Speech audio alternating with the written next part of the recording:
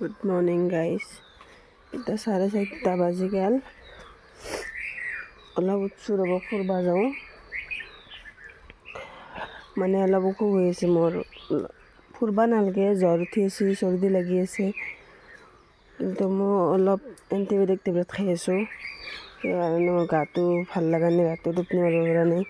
সেইকাৰণে অলপ উঠিলোঁ, উঠি অলপ ফুৰিব যাওঁ। ফুৰিব যাব ক'ৰ পৰা, ওপৰৰ পৰা বৰষুণ মাৰি আছে। ইমান ফুৰিব যাবাক লাগি যে উঠিলোঁ, সেইকাৰণে মাতি আছে বৰষুণ আহিবই আৰু। ৰাস্তাগিলা কেনে হৈছে বৰষুণ আহি, দিনটো বৰষুণ আহিছিল, ৰাতিও বৰষুণ আহিছে। ৰাতিটো ৰাতি মাজৰাতিৰ পৰা বৰষুণ মাৰিছে। ৰাস্তাগিলা কেনে বেয়া হৈ গৈছে। ইফালেদি আমাৰ হয় ট্ৰেক্টৰ মাখান যাই একদম ৰাস্তাগিলা কিবা কৰি ফেলছে। চাওকচোন কেনে বেয়া কৰি ফেলছে, মানুহ একদম কৰিবই নোৱাৰা হৈছে।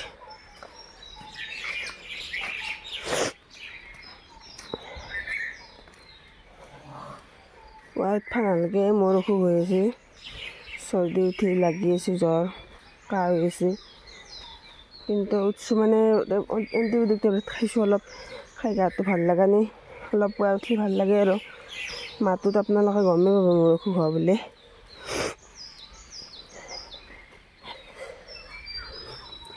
আৰু আকাশখন চাওকচোন, ক'লা কৰি আছে, আৰু যি ডাঙৰকৈ বৰষুণ আহিব।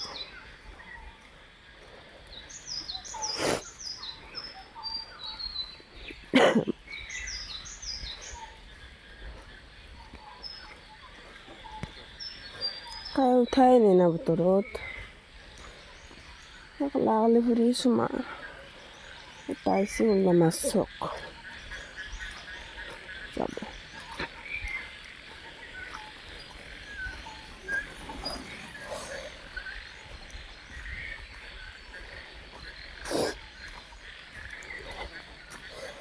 ইফালে আৰু নাযাওঁ, দেখে যাওঁ।